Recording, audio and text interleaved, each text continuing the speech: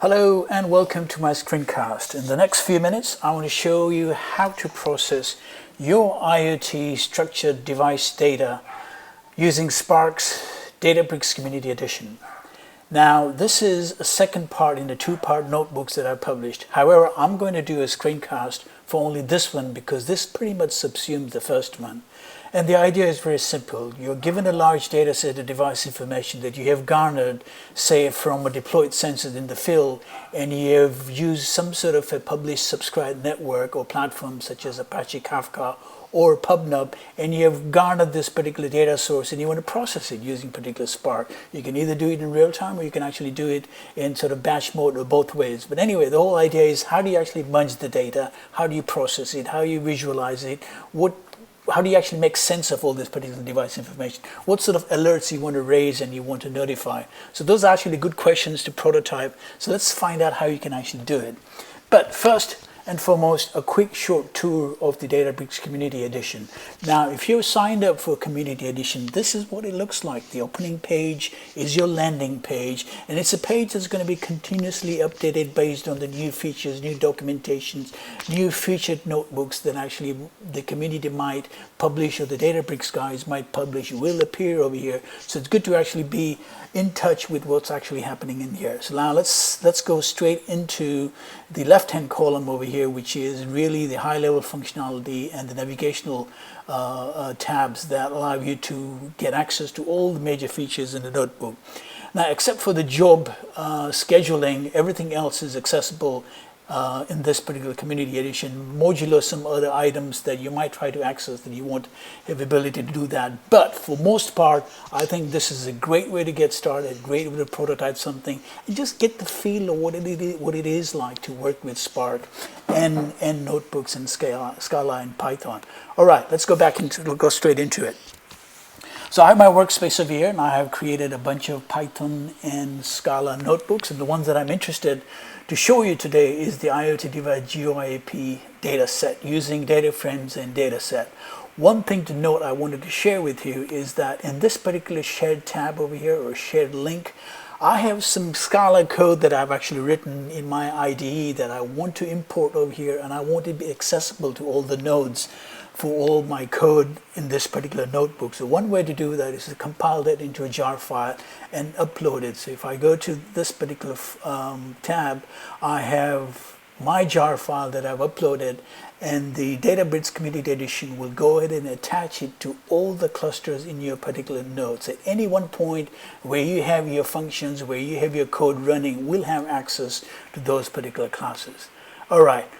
Enough of that. Let's go to the fun stuff. I'm going to go to my notebook and we'll go through how to actually parse or how to use structured JSON data using DataFrames and Dataset APIs. The first thing I'm going to do in my cell over here is to import data. Well, as you can see, I'm importing my jar file that actually has certain classes that I need in this particular notebook. And all I'm doing is just referencing those packages, and I'll have access to those in this particular notebook. So we're going to go ahead and execute that. The next thing I'm going to do is I'll read all the data that I've uploaded into a file store. There are about 300,000 entries in there. I had about 3 million entries, but I didn't want to do, I wanted to have a small subset just to prototype and see what it looks like. So this JSON data is sitting on my Databricks file store in the S3 location. File store is one of the mount points that the Databricks Community Edition allows you to upload stuff. So I've uploaded my JSON file over here, and then I'm going to go ahead and read that. Now notice this particular code over here is reading that JSON file and converting them into dataset row, where each and every element in the dataset row is my device type case class, and it's inferred the inherent schema in JSON, and when I show that by displaying 5 entries, that's what it actually looks like. So this is my little code over here that's executing it and showing me the first 5 rows. And it's actually 5 rows over here rather than 20. And then the next thing I'm going to do is I'm just going to iterate over a bunch of entries that I want to see what the data looks like. So in my data set, using the API, I'll take the first 10 items and I'll go ahead and look at it, what it looks like. So this is what it looks like. I got my device ID, the device name, IP address, country code, and so on and so forth. Let's go to the next cell, see what it does. Now, let's try to issue a little more complicated item using both the Dataset Frame API as well as the Dataset API. So over here, I'm filtering by temperature and humidity. I'm converting into a data frame. I'm ordering by temperature and then displaying the 10 items.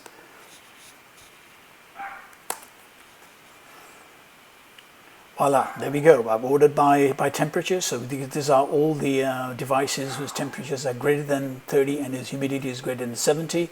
And I'm just displaying about the first 10 items in a descending order. Let's move on to the next slide or the next cell, and we'll see we're doing some more complicated stuff. Here, pretty much the same thing, except that I'm using the Dataset API to iterate over each and every entry and just take the first 10 items.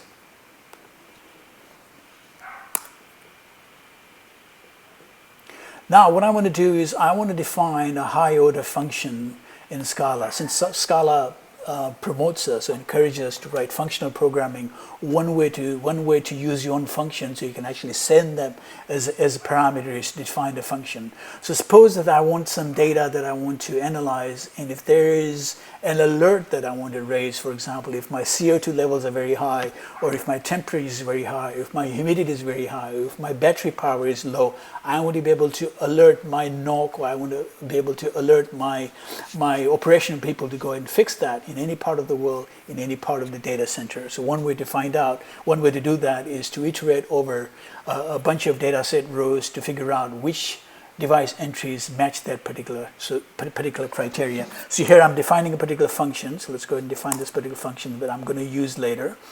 And in this case, I'm creating a data set, or I'm transforming a data set from the original one, and I'm filtering out everything that actually whose battery is about to die.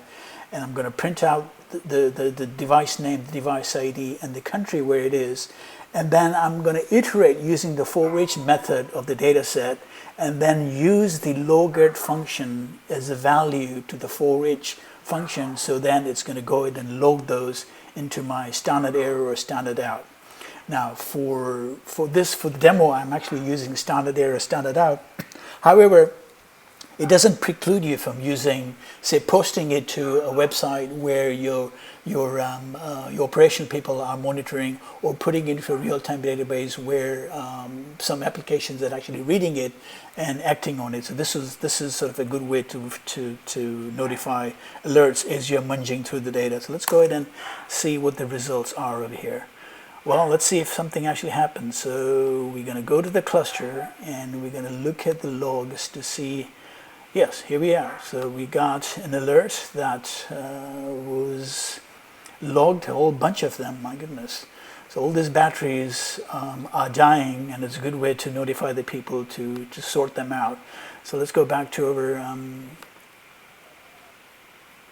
our cell and then keep on doing something more interesting. For example, I can actually do pretty much the same thing by alerting any device anywhere around the world whose CO2 levels are very high. So let's go ahead and do that. So we are over here, and I'm going to go ahead and issue a command that actually does that. And that gets executed, and let's go to the cluster to see actually indeed we did something. So I'm going to go to my cluster and I'll look at the log file. And here we have all the devices whose alerts exceed my predicate, and I'm logging them or I'm notifying them, and the appropriate people can actually take action. All right, go back to our fun notebook, and let's try to issue some more complicated commands, complicated queries. So here's another one that actually I'm using both the dataset and the DataFrame API. So we're going to filter out the temperature and the humidity, convert into the data frame, group by the country, and then take the average temperature. So that should give me something. There we go. We've got the average temperature for all the devices who meet this particular criteria. So this is a good way to make a query. Let's do some visualization now. I mean, it's one thing to have all the data printed on standard out as you're prototyping it, but what about if I actually want to see a sort of a visual representation of the selected answers using queries, and you want to create dashboards and share it with people. So this is a good way to do that. And one way to do that is to take your data set, convert it into a data frame, and then store it as a temporary table, which I'm doing over here. So I'm going to register as a temporary table and then start issuing queries to it. Here I'm counting all the devices across the country and order them by country so we can actually display them as a map. So we're going to have all the devices over here globally by country, and if I go over them I should be able to see it. And then the next thing we're going to do is we're going to filter out all the devices whose humidity and CO2 levels are dangerous, but I only want those devices who are of type, this particular type, which is the thermometer stick. So we're going to do that.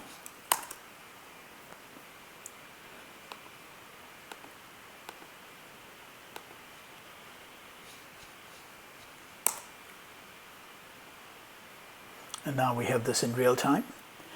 And next thing we're going to do is try to visualize similar data using a pie chart. So we have another query over here that we do.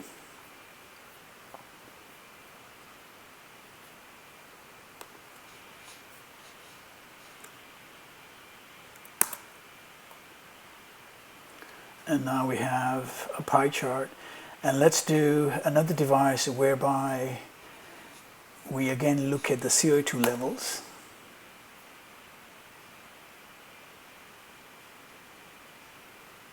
And there we go, that's the map. And I can actually plot it in other ways. I can look at it as a pie chart. I can look at it as an area under the curve. I can look at it as a line if I want it. Or I can look at it as a map.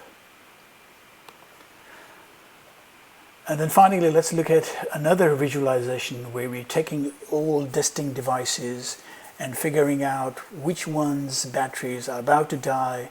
So let's go and look at where that particular data looks like. So, after issuing the command, you'll actually see USA's got the highest number, and the least one is somewhere down here at the lower end. So that's a good way to visualize it. I can actually also, again, do a pie chart if I wanted.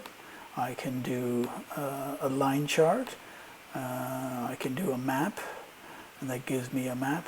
And then finally, in conclusion, this gives you a glimpse of how easy it is to use Spark. The Community Edition is a great way to quickly prototype something using both the data sets and the data API. So I hope you enjoyed this.